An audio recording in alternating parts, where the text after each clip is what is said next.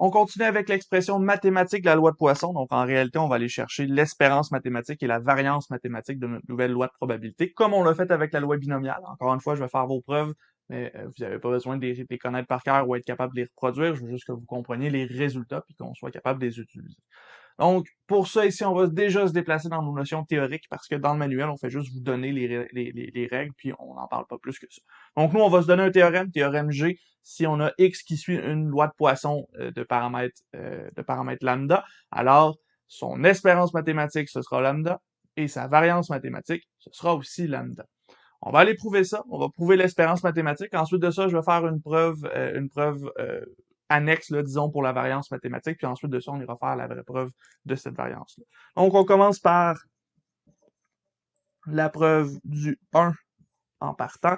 Cette preuve-là, pour l'espérance mathématique de x, on se souvient que ce sera la sommation de x, probabilité que x soit égal à petit x. Dans ce cas-ci, on a des variables k pour notre probabilité. Nous, on va aller chercher la sommation lorsque k va de 0 à l'infini. Ce sont les valeurs de notre expression k. Et là, on va avoir k fois e à la moins lambda, lambda à la k factoriel. Ici, ce qu'on va faire, c'est sortir notre e à la moins lambda. Ça sert à rien dans l'expression. Il va nous rester k lambda à la k sur k factoriel.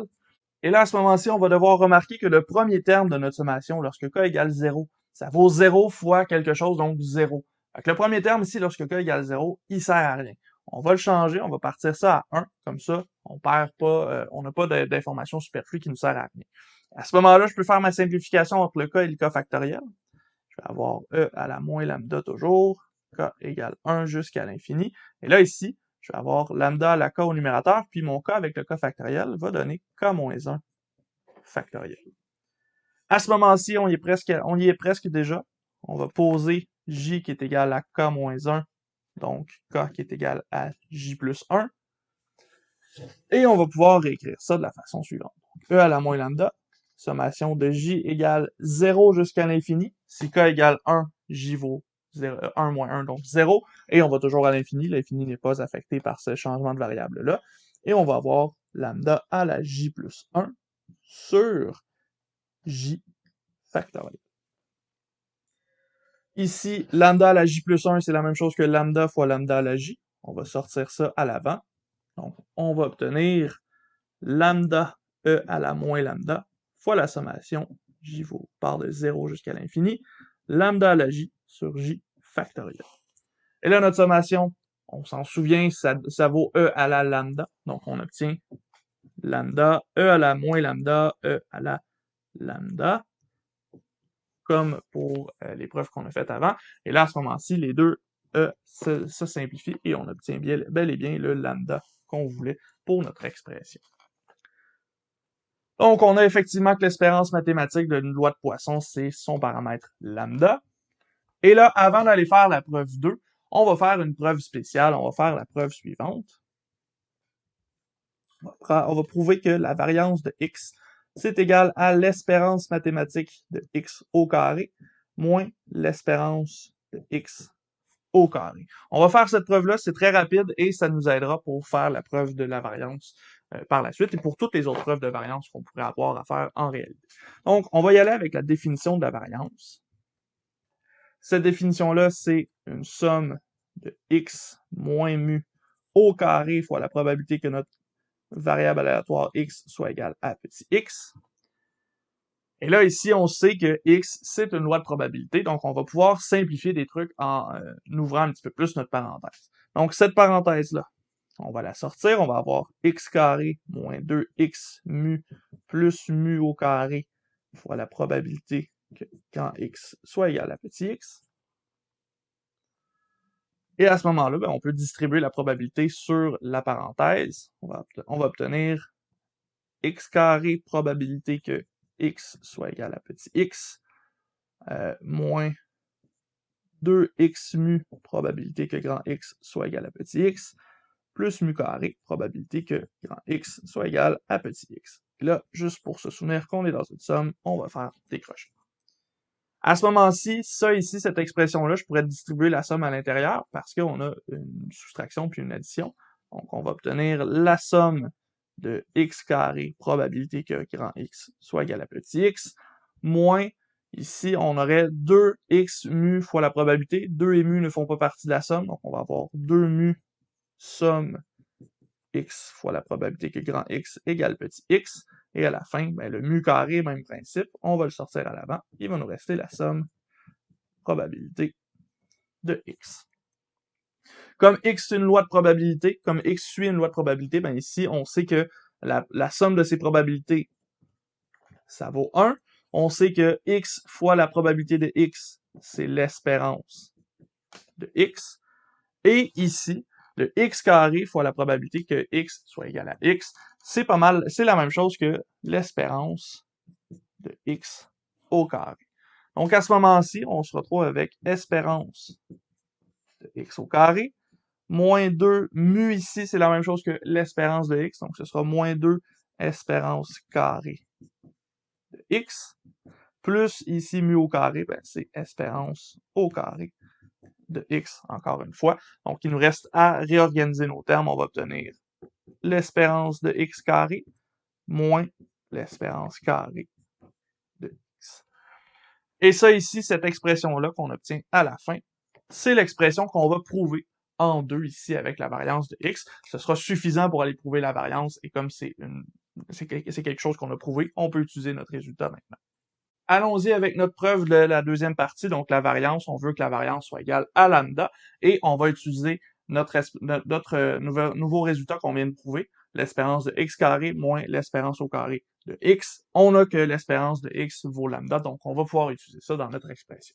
Donc on y va déjà avec variance de x qui est égale à l'espérance mathématique de x carré moins l'espérance carrée de x. À ce moment-ci, l'espérance de x au carré, ce sera la somme, pour k va de 0 à l'infini, de lambda de k carré, pas lambda, mais k au carré, fois la probabilité que x soit égal à petit k. Ensuite, on a moins l'espérance au carré de x, donc ici, l'espérance au carré de x, ce sera lambda au carré. Notre première somme, on peut la changer un petit peu. K va de 0 à l'infini, k au carré fois la probabilité ici qui sera e à la moins lambda, lambda à la k sur k factoriel, et on soustrait lambda carré à la fin. Et là, ici, notre première somme, on peut aussi sortir le e à la moins lambda, comme on l'a fait dans notre preuve pour l'espérance mathématique. Il va nous rester k carré, lambda à la k factoriel, et on n'oublie pas notre moins lambda carré à la fin.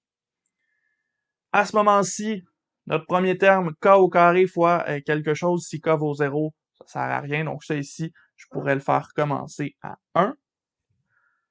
Et je vais simplifier mon cas avec le k factoriel, comme avec la preuve pour l'espérance mathématique. Donc, j'ai toujours mon e à la moins lambda, et là, j'ai la somme k va de 1 à l'infini. Je vais avoir un k qui va me rester vu que j'en ai un au carré, lambda à la k sur k moins 1 factoriel, et on soustrait lambda carré à la fin. Donc ici, j'ai un petit peu simplifié mon expression, et vous voyez, vous savez où je m'en vais avec ça, parce que je l'ai fait avec l'espérance juste avant. On va poser j qui est égal à k moins 1, ça veut dire que k est égal à j plus 1, et on va obtenir e à la moins lambda, sommation j va de 0 jusqu'à l'infini, et là on va avoir j plus 1 entre parenthèses fois lambda à la j plus 1 divisé par j factoriel, et on soustrait lambda carré à la fin.